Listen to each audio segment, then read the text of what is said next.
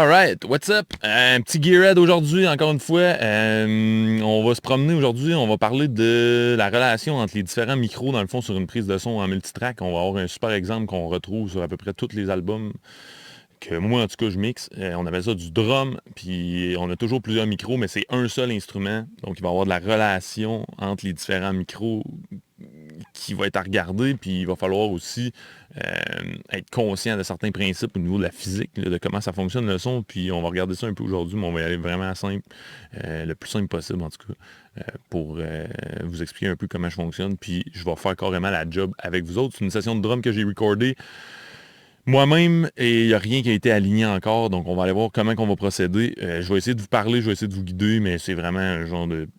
Je me garoche, puis on va essayer d'améliorer justement la relation entre les différents micros.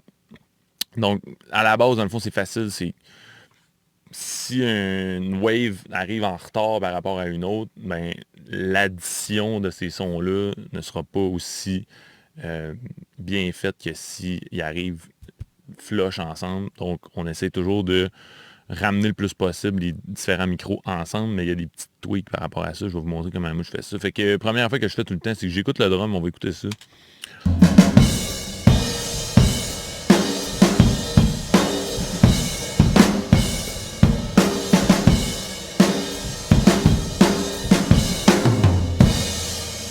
Bon, fait que comme que j'entends là, c'est vintage quand même comme prise de son, c'est assez roomy, on va aller voir qu'est-ce que ça dit, puis on va essayer d'améliorer. Là, vite de même, j'ai l'impression que ça manque de low-end, mais le kit aussi, c'est un Ludwig, c'est un kit un petit peu plus vintage, fait que ça sera pas nécessairement l'affaire la plus fat, mais ça va rester quand même avec une bonne présence, une bonne rondeur, dans le fond, qui souvent en fréquence va être un petit peu plus haute, mais qui, normalement, ça donne un résultat assez cool. Ça se place différemment dans un mix. Fait qu'on va respecter ça, on va respecter le ton un peu plus vintage, très roomy, mais on va essayer d'aller chercher un petit peu plus de pouf-pouf de bottom avec sans toucher aux EQ ou aux compresseurs ou à rien. On va juste travailler sur comment la phase interagit entre les différents micros. Fait que je vais y aller un peu balancer dans my pen, puis on verra comment ça dit. Fait que là, j'ai envie d'écouter le kick, fait que je vais aller voir.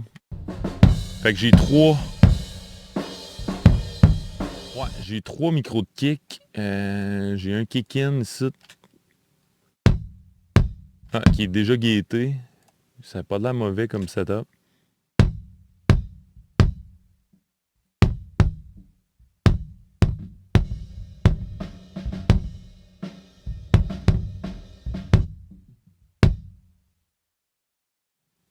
OK. Puis là, on voit qu'il y a quand même beaucoup de low-end, là, si on regarde l'analyzer ici.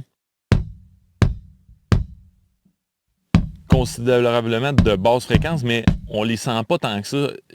Quand on va tomber en bas de 40-50 Hz, c'est pas quelque chose qui va paraître beaucoup dans un mix, c'est pas quelque chose qui va puncher beaucoup dans un mix. Souvent, ça fait même l'effet inverse, c'est que ça va prendre de la place, mais on l'entendra pas. Fait que, est-ce que je vais vouloir conserver autant de low-end que ça sur ce micro-là? À suivre, on va aller voir ce que ça dit l'autre micro. J'ai un genre de kick-out, j'ai deux kick-out dans le fond, puis un kick-in.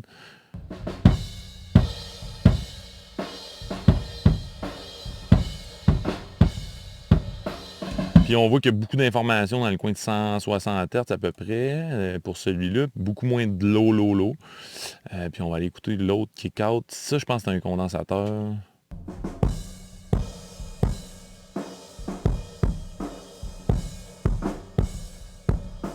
Ouais, puis limite clippé en plus, juste sur le bord, ça devait être la capsule justement qui était juste sur le bord. Ça m'a pas dérangé à la prise de son, puis je l'ai gardé comme ça, mais tu vois que le micro travaillait vraiment fort. Il devait être plus, de mémoire, ouais, il était plus reculé du kick un petit peu. Fait qu'on va aller regarder les trois ensemble, qu'est-ce que ça dit, puis je vais aller m'amuser un peu avec justement la polarité. Je vais essayer d'inverser la polarité sur les micros pour voir comment ça réagit, tout ça, ce beau monde-là ensemble. Je vais commencer par mon kick-in tout seul. OK. Puis là, quand je rajoute le premier kick-out,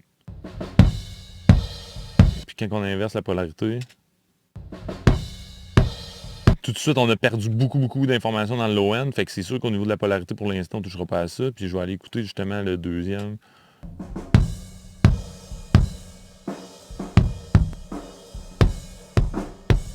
On a perdu beaucoup d'informations aussi. Avec les trois ensemble, si on flippe un des trois, ça va être aussi le même principe.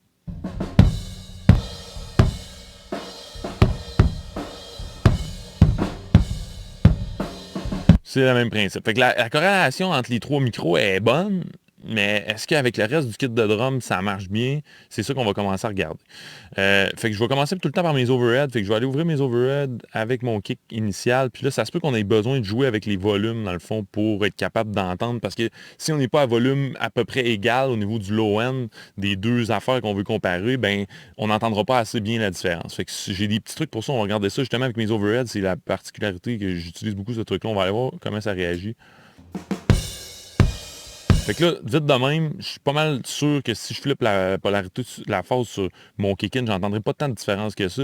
Mais il y en a une différence, puis c'est ça qu'on va essayer d'aller chercher. Je vais exagérer des fréquences sur les overheads pour essayer d'entendre mieux la différence, dans le fond, entre la phase à 180 degrés ou à zéro.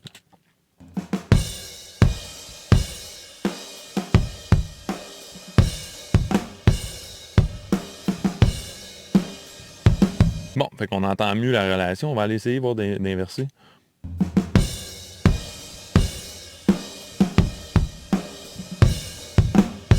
Bon, et il y a plus de l'ON sur quand j'inverse la polarité. À ce niveau-ci, j'aurais deux options. J'aurais soit d'inverser, dans le fond, tous mes micros de kick ensemble pour qu'ils fitent avec mes overheads, ou j'aurais inversé les overheads par eux-mêmes pour qu'ils fitent avec mon kick. Mais je suis pas assez loin dans mon processus pour savoir c'est lequel qui est la meilleure solution. En bout de ligne, ça ne changerait pas grand-chose pour ce qui est du kick, mais ce que je veux faire, c'est toujours le moins de manœuvres possible. Fait que je vais essayer d'aller voir plus loin dans ma prise de son, voir s'il y a d'autres affaires qui bénéficieraient, qui nécessiteraient finalement ce genre de changement-là. Fait que je vais aller prendre mon snare par hasard, par exemple, qui va avoir beaucoup plus d'informations dans le fond des overheads, mon snare que mon kick. Fait que ça devrait nous guider finalement. On va aller écouter ça.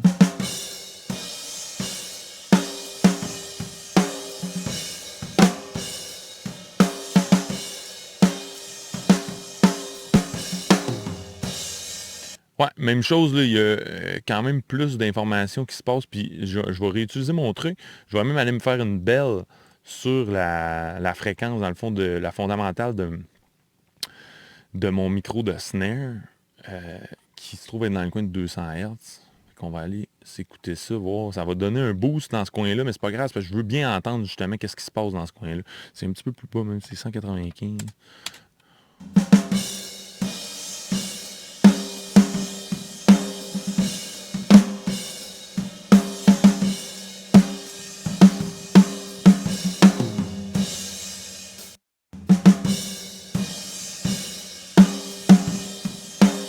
Bon, définitivement, il y a plus d'informations, dans le fond, quand je flippe la polarité, la phase sur mon snare. Fait que, vu que mon kick puis mon snare a besoin d'être flippé les trois, tous ces micros-là, ben, ce que je vais faire à la place, c'est que je vais flipper mes overheads. Fait que je vais flipper mes overheads, je vais enlever mon boost là-dessus, ça me donne une réponse que c'est ça que j'ai besoin. Je vais enlever mon boost ici à 200 Hz, puis là, je vais aller voir ma relation entre mes deux micros de snare, qu'est-ce que ça dit.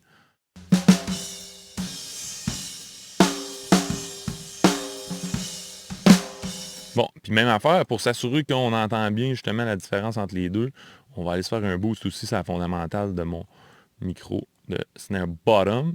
Et là, je sais que mon micro de snare top, je ne veux pas le bouger parce qu'il marche avec mes overheads quand mes overheads sont flippés. Fait que je vais garder mon snare bottom.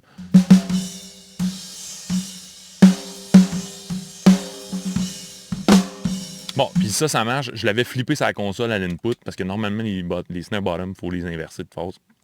Fait que j'avais flippé la phase déjà sur la console quand j'ai recordé.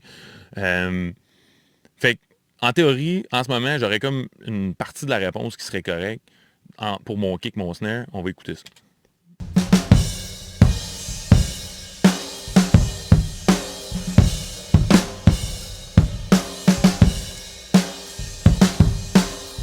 Même à bas volume, là, on commence à entendre la différence, que ça fait du sens d'avoir mes overheads qui sont inversés de polarité. Fait qu'un coup, j'ai une partie de cette réponse-là. Je n'irai pas plus loin pour tout de suite avec l'inversement de polarité. Ce que je vais vouloir faire, c'est commencer à réaligner mes waves ensemble. OK? Fait que je vais aller ici. Je vais aller prendre toutes mes tracks de drum de mes 3 tunes qui sont dans mon même projet, parce que j'aime beaucoup faire toutes les tunes dans le même projet. Je vais aller prendre mes 3 tunes qui sont dans le même projet. Puis, je vais me les consolider. Dans le fond, je vais les bouncer ensemble. Replace. Tiens, là, on s'entend, tous mes edits étaient faits et j'ai choisi toutes les bouts de drum que je voulais qui, qui étaient les bons bouts tout est compé, tout est édité. Fait que là, je peux commettre, dans le fond, à ces tracks de drum-là. Fait que là, ce que ça va me permettre de faire, ça va me permettre de réaligner les waves sans que j'aie plusieurs événements audio, plusieurs clips audio à gérer, finalement. Alright. Fait qu'on va commencer par le snare, parce que the snare is king, toujours.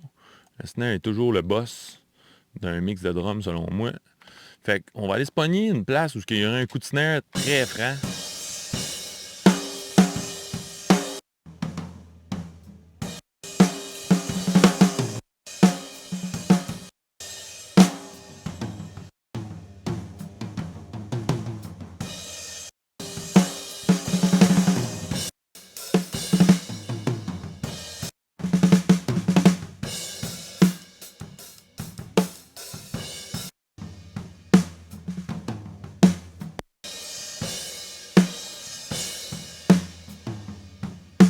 Yeah!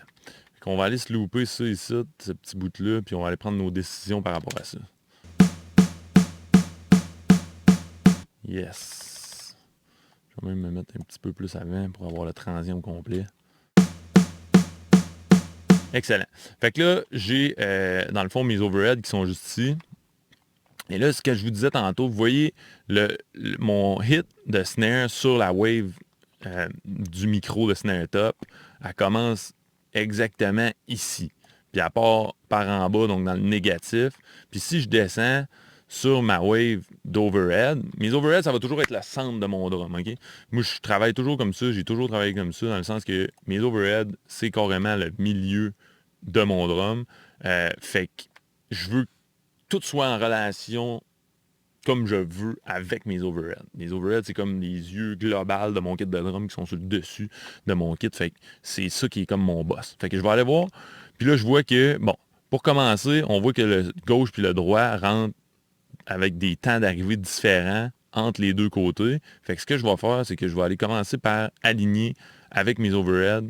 Je vais essayer de toujours délayer les affaires. Donc, je vais toujours envoyer les waves plus loin dans le temps et non l'inverse. C'est comme une habitude que j'ai pris dans le fond qui est plus intelligente par rapport au concept bien simple de physique que dans la vie, on peut retarder quelque chose, mais on peut pas ramener quelque chose qui est déjà arrivé. Fait que c'est un peu ça qu'on va faire. On va retarder des choses, on va pousser des affaires dans le temps plutôt que d'essayer de les tirer. Donc, je vais aller chercher mon overhead droit au complet, c'est ça, tout est là. Fait que c'est parfait. Je peux prendre ça. Je vais aller me mettre bien au début. Fait que vous voyez les deux débuts de wave de mon coup de snare. Là. Je peux même me grossir si vous voulez. On voit très bien. Bon, fait que j'ai mon début. Si vous voulez, on peut y aller au sample près. Ça va donner quelque chose d'à peu près de même. Bon, il y a deux écoles de pensée par rapport à ça. Il y en a qui vont essayer d'aligner justement l'espèce de transition entre le plus et le moins. T'sais? Fait que je pourrais aligner ça ici. Personnellement, j'aime mieux aligner mon début de wave.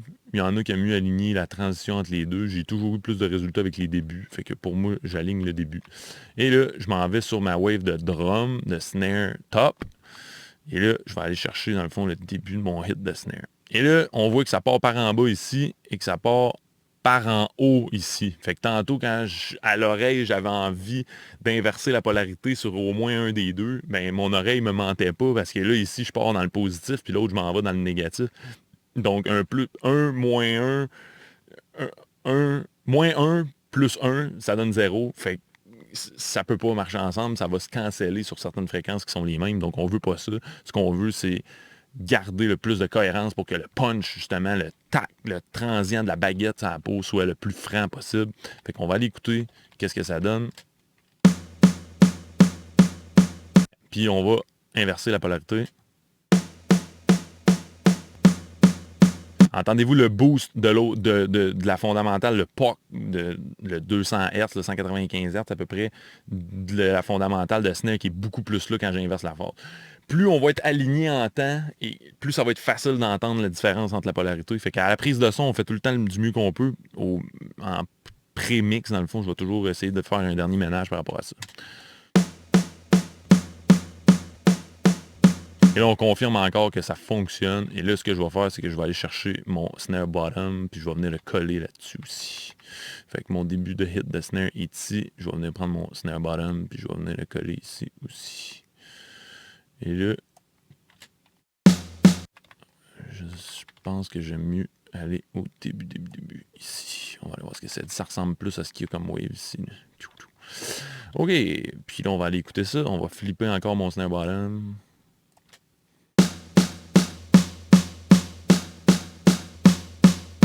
Voyez-vous la différence de tone? C'est complètement un autre tone. On entend vraiment là, le low-end de la fondamentale, justement, le body du snare qui apparaît. Fait qu'imaginez tous ces petits détails-là accumulés dans une prise de son complet. Ça finit que la moitié de ton son de drum s'en va au vidange avant même que tu aies touché un EQ. Fait que moi, j'aime toujours ça commencer par là. Puis il y a plusieurs mentalités par rapport à ça, mais vous allez voir comment moi je le fais. J'espère que ça peut vous inspirer. Fait que that's it. Fait que mon snare, mes overheads, ça marche, je suis content avec ça. On va partir avec ça.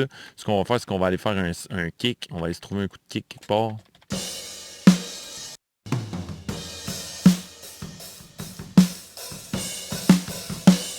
On va aller muter mon snare, dézoomer un petit peu, puis aller chercher mon kick. On va commencer par le kick-in, puis on va aller chercher un coup de kick.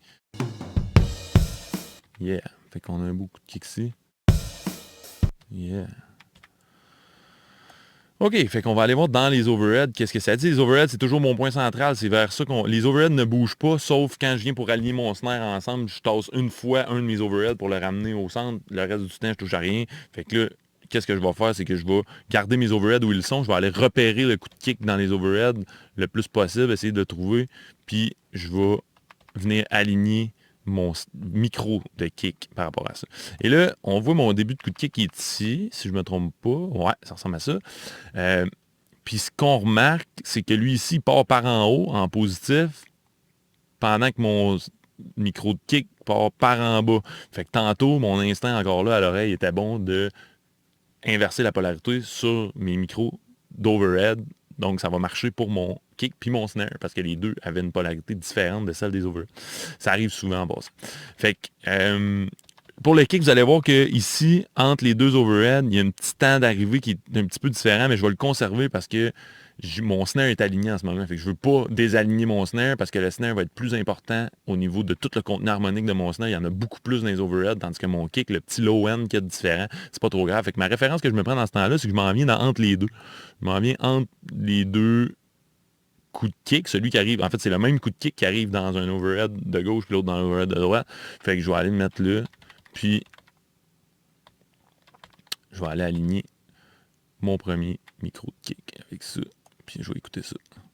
Je vais aller me remettre ça en loop, évidemment. Wow.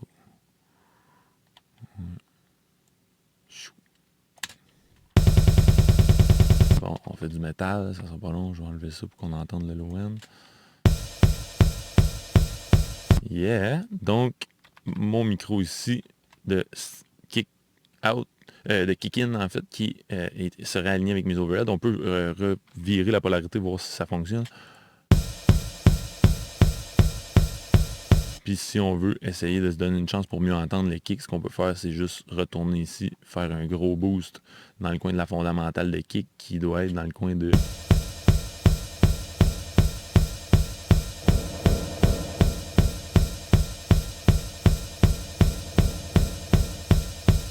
Bon, excellent. Fait qu'on se fait un gros boost là, puis à la suite de ça, on va aller inverser justement la polarité de mes overheads encore. Bon, on a définitivement plus de low-end qui apparaît, donc ça veut dire que ma réponse est bonne. Fait qu'on va aller écouter ça. On va aller essayer d'aligner, voir mes autres micros avec ça. On va prendre les deux autres, on va aligner ça ici. On voit que ceux-là sont bien alignés un avec l'autre. On s'assure que c'est correct. Yeah, that's it. Dans ce genre-là. Et là, écoutez ça, qu'est-ce que ça dit?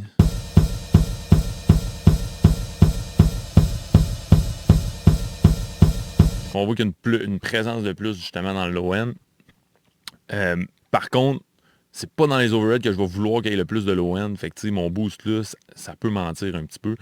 La majorité de mon low-end va venir beaucoup de mes micros directement. Fait que c'est plus ici que je vais venir faire des ajustements au niveau de la balance, probablement tantôt, pour essayer d'aller justement rechercher un petit peu de low-end. Là. Fait que là, j'aurais mon kick, mon snare, dans le fond, qui sont alignés avec mes overheads. On va écouter ça, voir qu'est-ce que ça dit.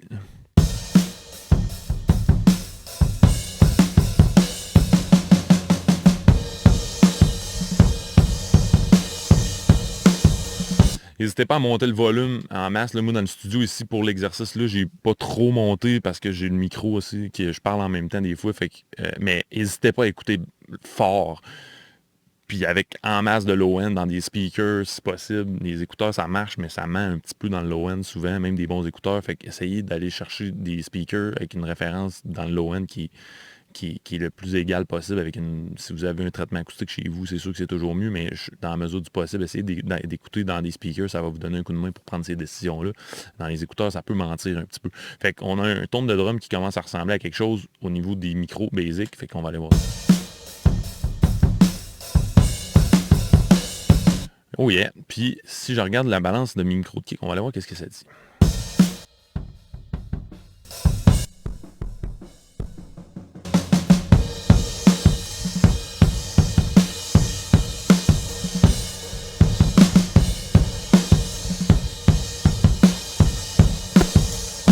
Ouais, j'ai tendance à vouloir fermer ça ici pour le fun, voir. Je pense que ces deux micros-là ensemble.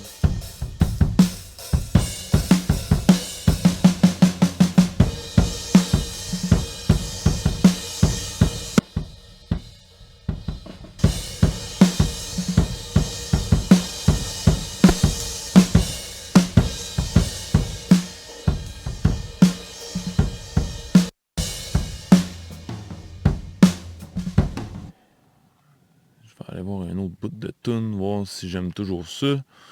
Les petits changements qu'on a fait.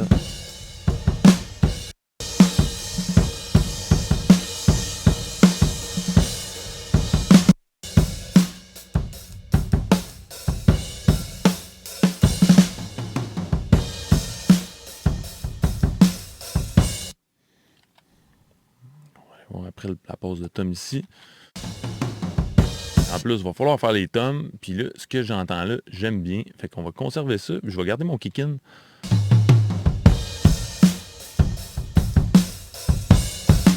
Main du bon sens. Et le snare, ça fait pas à la bonne place. Fait qu'on va garder ça. Là, ce que je vais faire, c'est que je vais aller mettre mes toms en solo et mes overheads en solo, puis on va aller répéter un peu le même processus. Avec les toms, ce que je fais, c'est que j'aligne le tom avec l'overhead le plus proche de lui-même, ou plutôt que d'aligner avec un centre, parce que c'est sûr qu'avec un tom, il va toujours avoir un overhead qui va rentrer d'avance que de l'autre, parce qu'il y en a un qui est plus proche, l'autre est plus loin. Fait que je vais tout le temps prendre l'overhead qui est le plus proche. Avec mon tom de droite, selon ma prise de son que j'ai là, en drummer's perspective, mon overhead gauche va avoir plus de tom 1, puis mon overhead droite va avoir plus de floor tom. Fait que ce que je vais faire, c'est que je vais aligner mon tom 1 avec mon overhead de gauche. Fait que je vais aller voir ça. Fait qu'on va essayer de repérer, dans le fond, à quel endroit. Fait que mon coup de tom est ici, on le voit sur mon close mic. Fait que le début serait là, puis dans mon overhead, il serait ici. Et là, vous le voyez, excusez, il serait ici. Et là, on le voit là. Et vous voyez que ça ici, ça part par en bas. Et ça ici, ça part par en haut. Ça veut dire que notre relation entre le tom et l'overhead avec la phase inversée sur mes overheads, normalement, devrait marcher. Fait qu'on va aller se mettre ça en loop. Puis on va aller écouter qu'est-ce que ça dit.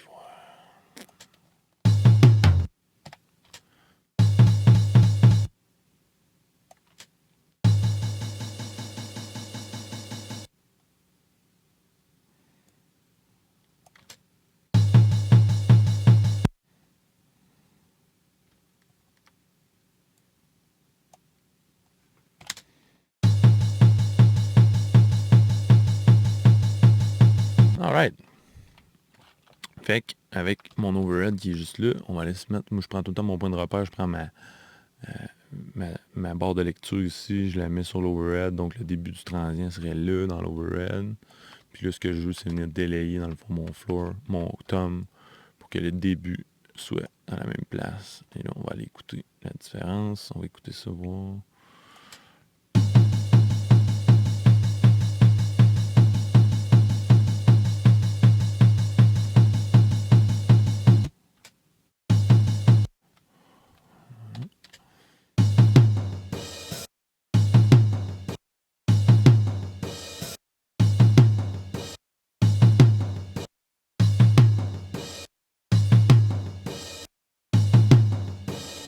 Là, je vais aller voir pourquoi, parce que j'ai l'impression que j'ai plus de low-end quand j'inverse pas la phase.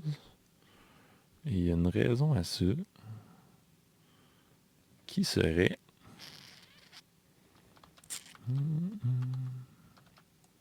Si je m'en viens ici pour le fun. Parce que dans les overheads, souvent, on a des cymbales aussi, fait que c'est plus dur de voir le transient comme il faut. On va aller écouter ça pour le fun.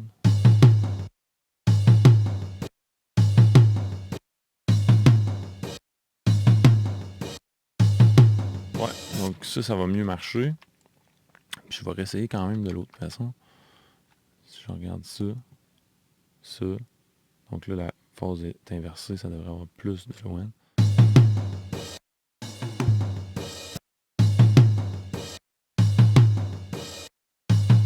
Donc là, il est beaucoup plus mince, plus franc. On entend mieux la baguette, on entend mieux le transient. C'est ce qu'on veut. Excellent. Donc, des fois, il faut réécouter 2-3 fois pour se convaincre qu'on prend la bonne décision. Mais là, ça fait bien du bon sens. Fait qu'on va aller voir le floor. Ensuite de ça, si je regarde ça, ouais, on va aller voir le floor. Le floor qui est ici.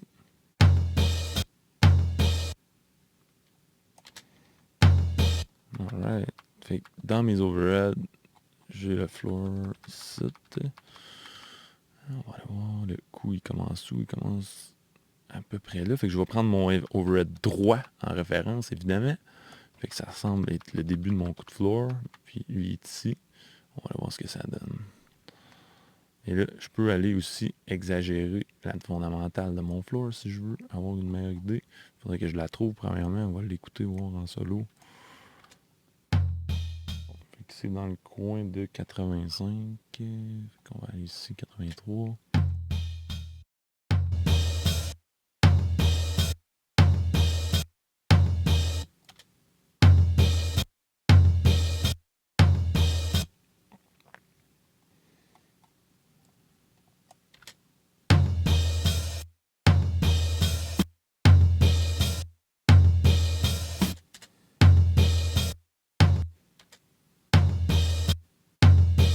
Bon, c'est le seul que j'ai l'impression... J'avais le même doute tantôt à propos du... Ah, c'est ça. Il est enregistré avec la phase inversée. Fait que lui, ce qu'on va faire, c'est qu'on va garder les overheads inversés. Puis on va inverser la phase seulement sur le micro de floor. Ça va faire du bon sens. Puis là, je vais aller écouter mes toms ensemble, un après l'autre, avec l'espèce de descente, pour voir si ça fait bien du bon sens. OK.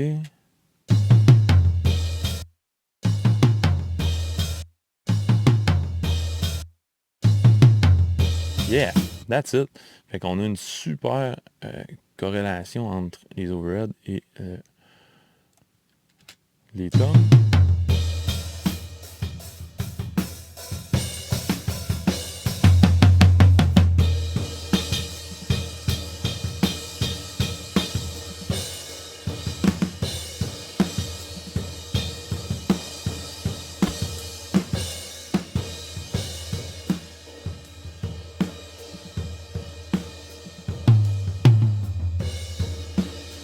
Oh yeah. Puis là, ben, ce que je me rends compte, c'est un classique quand même des drummers et des tracks de drum en général. Pas de la faute du drummer nécessairement, mais il y a toujours beaucoup plus de bleed dans le fond dans la track de floor. Fait que ça va probablement prendre un petit trick là, pour être capable de bien gaiter ce floor-là. De toute façon, souvent, je vais les éditer, dans le fond, les toms. Fait que je vais juste éditer out. Quand il n'y a pas de tom, la track de tom est juste mutée, il n'y en a plus. Puis quand les toms arrivent, ils apparaissent. Fait que ça m'évite d'utiliser des gates. Puis je peux contrôler un petit peu mieux, dans le fond, la façon que ça vit. Mais pour l'instant, je vais juste laisser une gate là, à peu près. Ça va être bien correct pour l'exercice aujourd'hui. Fait que là, ben, j'aurai comme un drum avec des toms. J'aurai kick, snare, tom de setter avec mes overheads. On va écouter ça. Je vais enlever mes gates en fait.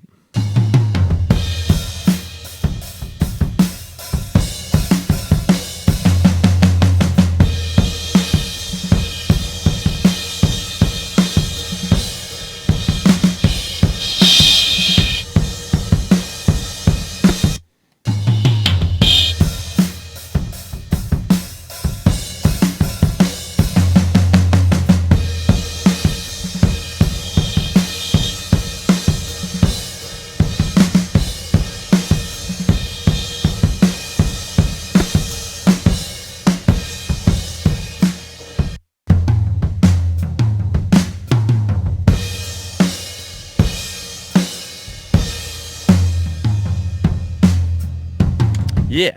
Et là, il me reste mes rooms. J'ai un micro de hi-hat aussi. J'ai un trash mic. Fait qu'on va aller regarder la corrélation de tout ça. Mon hi-hat est déjà ouvert. Souvent, lui, je vais l'aligner.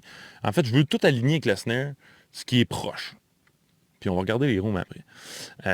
Fait que mon trash mic, c'est un micro qui est super distorsionné que j'utilise régulièrement. Ceux qui ont déjà checké mes vidéos. Fait que c'est un petit micro là, Octava, cheapo, un peu vieux, vintage, que je pitch en dessous du kit de drum.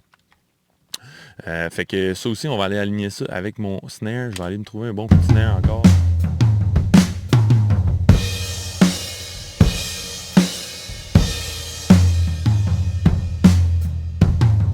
Moins bon.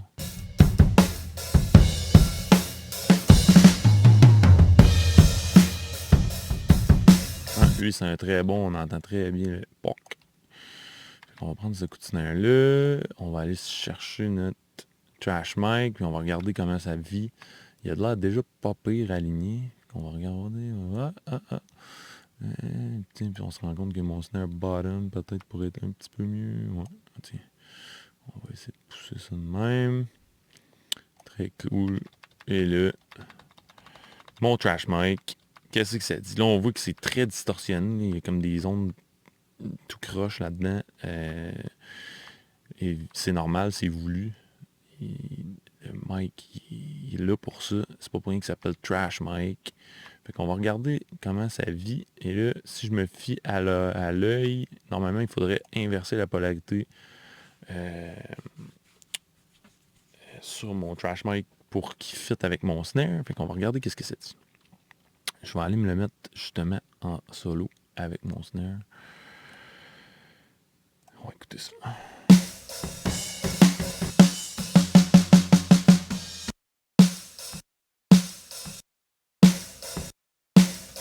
Effectivement, j'ai l'impression que ça va prendre une petite swing à l'envers.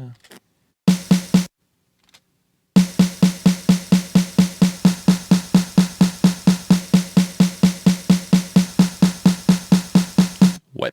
Moi, j'aime beaucoup mieux avec la phase inversée. Fait qu'on va utiliser ça. Puis si vous voulez l'entendre tout seul, le trash mic, ça sonne de même.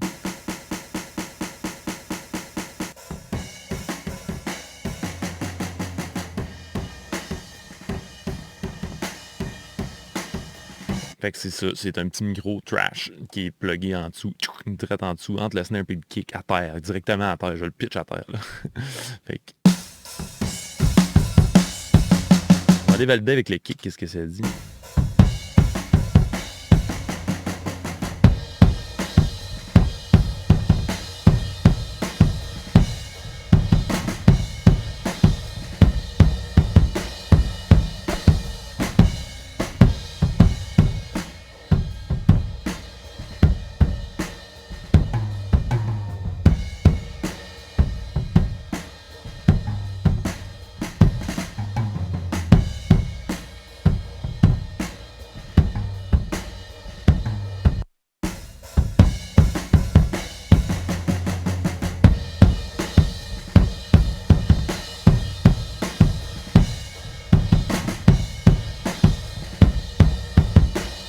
Et là, j'ai l'impression qu'il est entre le snare et le kick qu'il va falloir que je choisisse parce que je pense qu'il y a plus de low-end de kick sur quand j'inverse pas. Puis il y a plus de low-end de snare quand j'inverse. Fait qu'on va écouter.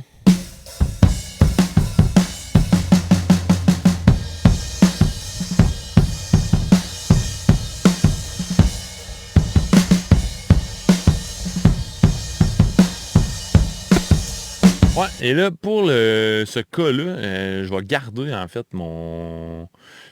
comme il était.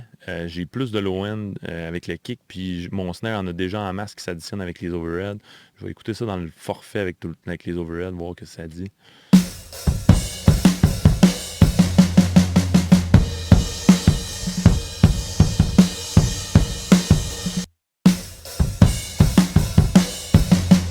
Définitivement, c'est ce que je préfère aussi. Fait qu'on va garder ça. Ensuite de ça, j'ai mon micro de hi-hat. Lui, on va l'écouter vraiment comme il faut avec le snare pour être sûr qu'on prend la bonne décision avec les overheads. On va aller voir qu'est-ce que ça dit au niveau du coup de snare. On est à la bonne place. On va prendre mon micro de hi-hat qui est là, qui est en avance évidemment. Et voilà. Et on va aller écouter ça avec le reste. Puis si on veut se faire le même exercice que tantôt, on peut juste venir pogner notre fondamentale de snare, la booster bien précisément dans ce micro-là qu'on veut regarder, 180.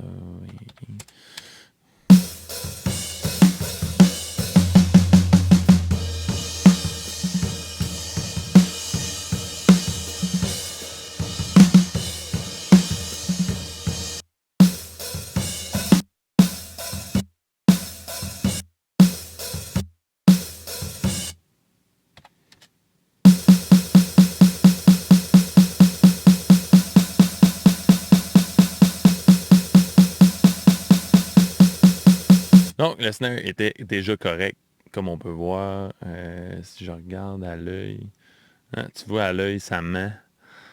C'est tout le temps drôle quand ça fait ça. On le regarde à l'œil, puis on dirait que ça dit pas la même affaire que sur que à l'oreille. Puis là, j'écoute à l'oreille, puis j'ai vraiment plus de low-end, dans le fond, euh, quand il est inversé, lui aussi. Quand il est pas inversé, en fait. Qui fait du sens. Ah non, c'est ça. En fait, ça fait du sens parce que si je regarde mes overheads, si je regarde mes overheads ici, il y a quelque chose qui n'est pas correct avec mes overheads. Ah, c'est louche. Si je m'en vais ici, j'écoute ça. Ouais. Donc là, il faudrait que cet overhead-là, avec le coup de snare... Ah, c'est à cause du coup d'arrière en même temps que ça me triche. Ce sera pas long, je vais aller chercher un autre coup de snare, voir.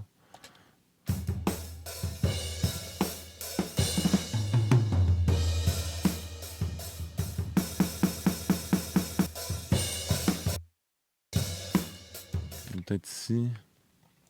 On va aller voir. Qu'est-ce que ça me dit? Ouais, non, mes overheads sont pas bons ici. Ok, on va rechecker ça, voir. Je vais aller repogner mon snare là. Ça, c'est mon snare dans mes overheads. Et là, je vais aller prendre mes deux tracks de snare. On va s'assurer que ça fonctionne encore. Ça a l'air très bon. On va quand même inverser la polarité. Ouais, on va aller se mettre ça encore en loop là.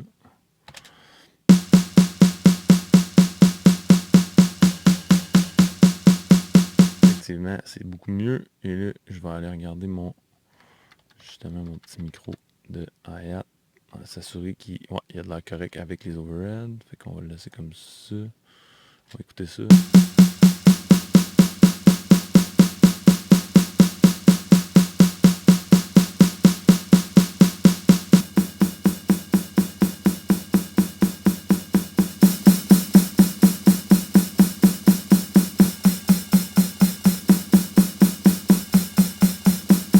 Ouais!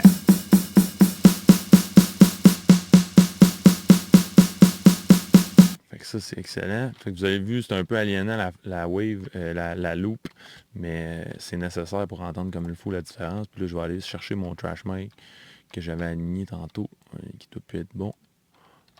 J'étais en snap to grid, on va s'enlever ça. Ouais, on va aller chercher ça. Oh yeah, on va réécouter ça.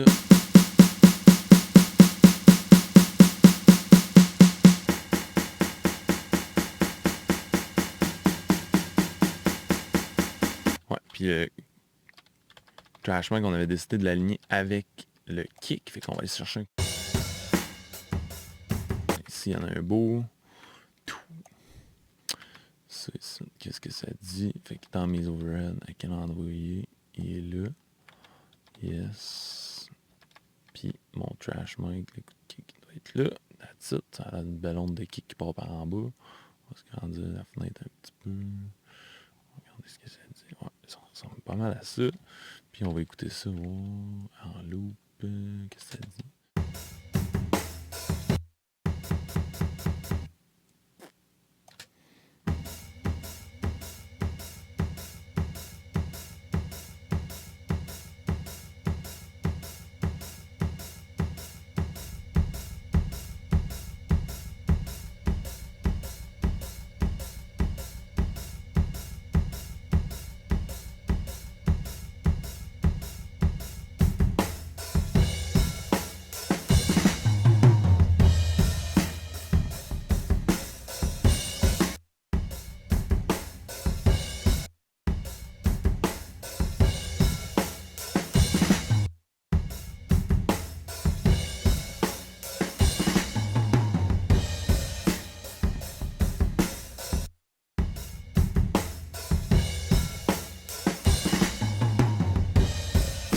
Oh yeah, puis je vais écouter ça avec mes micros, avec les autres micros pour le fun. On va prendre la décision là, parce que là, je suis encore ambigu entre les deux, quel que j'aime le plus.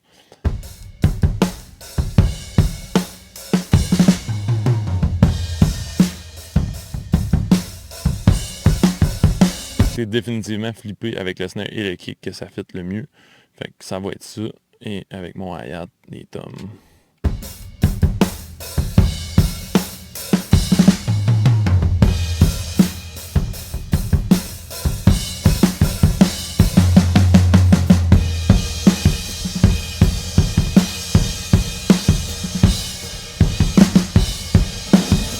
Oh yeah! Et là, on va aller virer dans le coin de nos rooms. Qu'est-ce que ça dit? Yeah! Fait que là, les rooms, moi, ce que je fais, un coup que mes close mics sont faits avec mes overheads, les rooms, je les traite complètement séparés. Je vais les aligner, eux, ensemble, mais je les alignerai pas avec mes overheads pour la simple et bonne raison que c'est la différence de temps d'arrivée entre mes rooms et mes overheads qui va me donner la profondeur de la pièce puis une partie, dans le fond, du ton d'ambiance, dans le fond, que j'ai dans ma pièce. Fait que c'est ça que je veux conserver. Fait que je vais quand même checker pour que les deux ensemble fonctionnent. Et pour ce faire, je vais enlever tous les plugins qu'il y a dessus. Je vais les mettre en mono et je vais les écouter seuls et m'amuser un petit peu avec ça.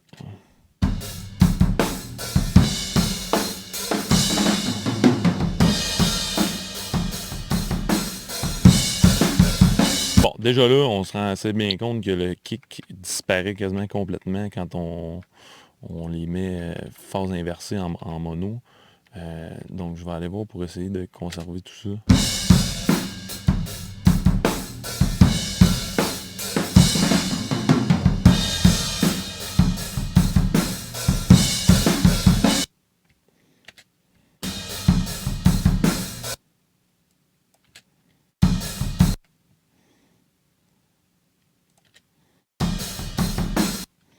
Effectivement, fait que je vais essayer d'aligner ça. Je vais aller me chercher un coup de snare par contre, qui serait plus dans ce coin-là.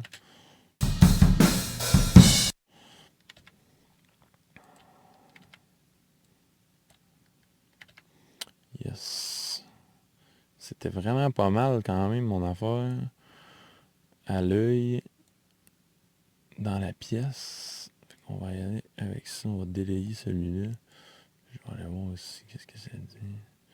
Quand je suis pas capable de trouver mon début de wave comme je voudrais, là, je vais souvent, étant donné qu'eux sont en relation seulement avec eux-mêmes, ben, si je suis pas capable de trouver le milieu, le début de la wave, je vais y aller avec le milieu tout de suite après le premier cycle, le demi-premier cycle.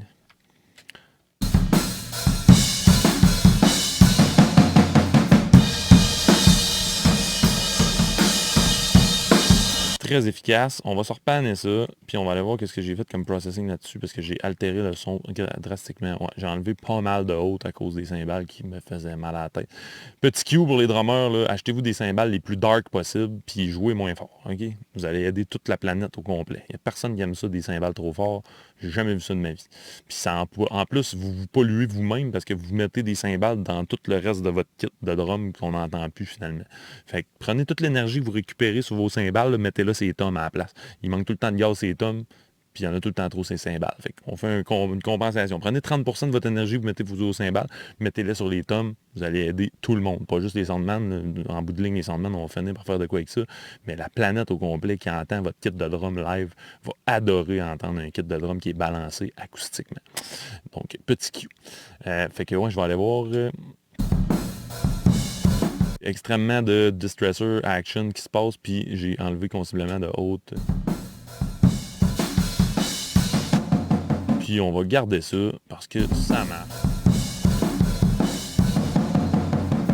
Yeah! Puis on va aller écouter ça avec le reste du kit, mais pas tout de suite le mono.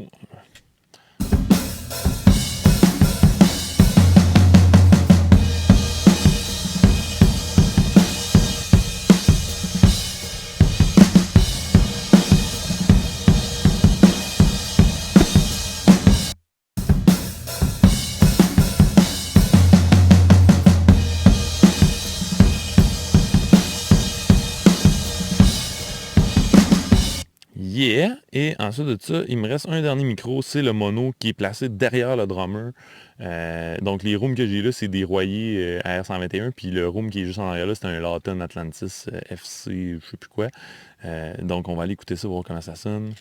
Ah ben avant de faire ça, en fait, je vais aller regarder si j'inverse la phase de la polarité sur mes rooms far, qu'est-ce que ça dit avec le reste du kit.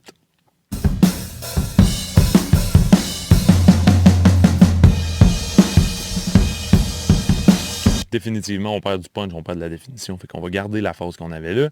Et on va aller écouter avec le back seulement.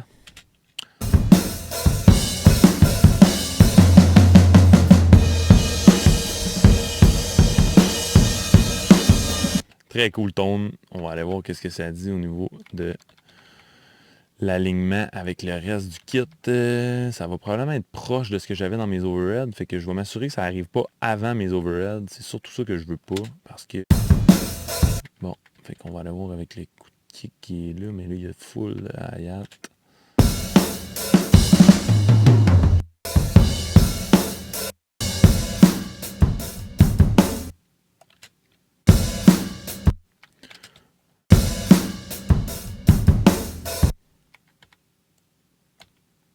Prendre un petit coup de kick ici. Si je suis capable de le pogner au vol.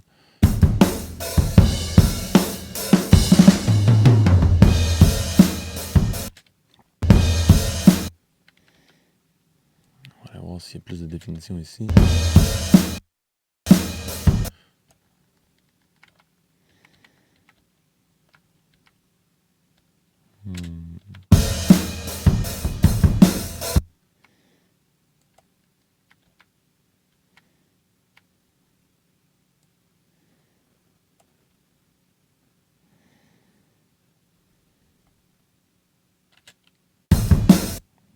Cool. Puis on voit que mon micro de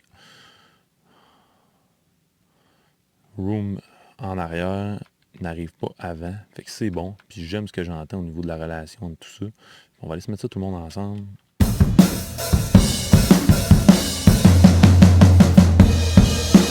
Yeah!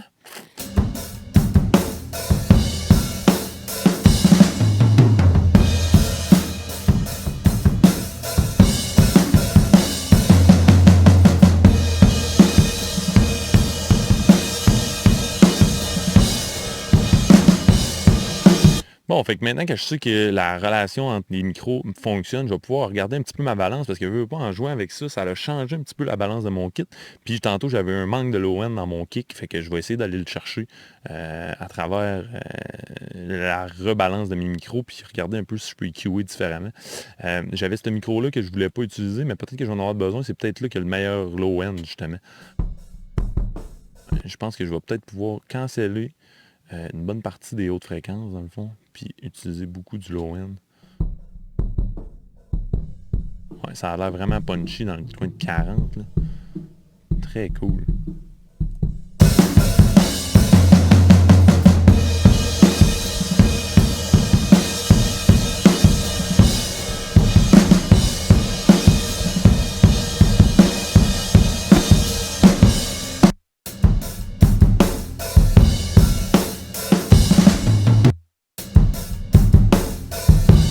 Oh yeah. Et là, je vais aller me mettre ça en solo, voir si je suis capable d'aller chercher de quoi de plus creux.